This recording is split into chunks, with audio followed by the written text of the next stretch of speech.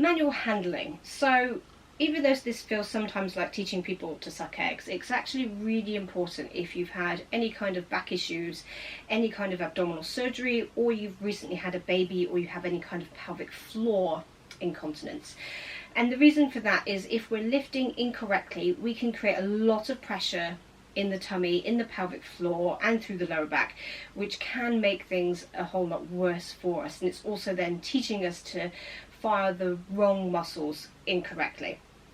So I have with me my 8 kg kettlebell, which surprisingly is about half the weight of most people's handbags and the weight of a small child, really.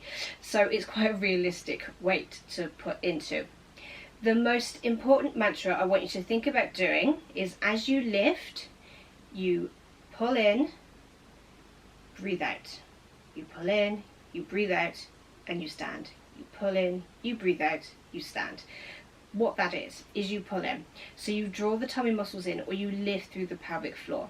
You exhale, because that helps to engage the deep spinal muscles as well, and then you lift. So basically you're preempting, you're setting the spine and the core muscles to work before you lift, okay? Instead of what tends to happen is we forget and do it halfway through, in which case usually the wrong thing is happening.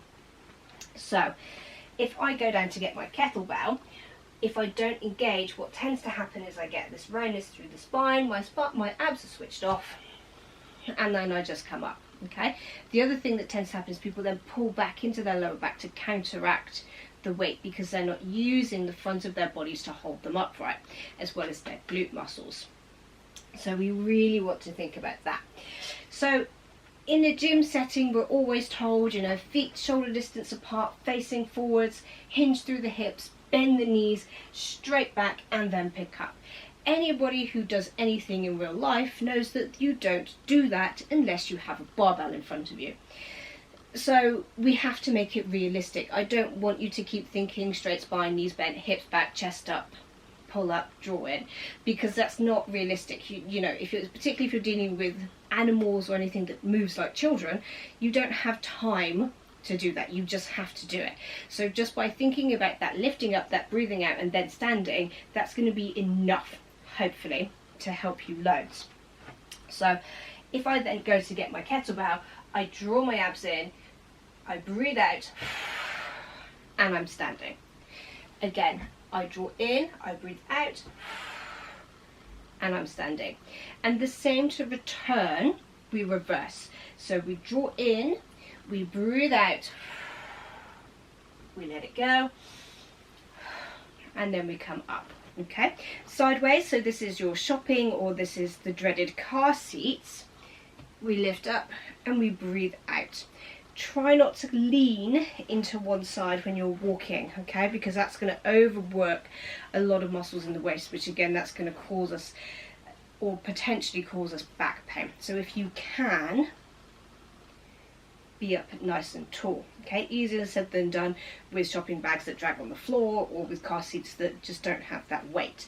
So having them on the elbow can sometimes help, because then we can utilize the arm muscles and the shoulder muscles to help us.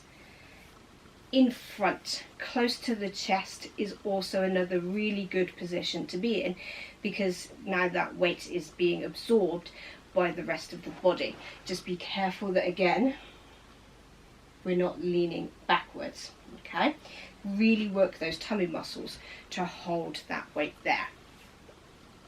Okay, so regardless of what you use, what you're picking up, and how you're picking it up, because we all pick things up in a bad position, draw the abs in or lift the pelvic floor, breathe out, and stand. That's what I want you to keep doing, and that's going to help to re-educate your body to fire in the right sequence.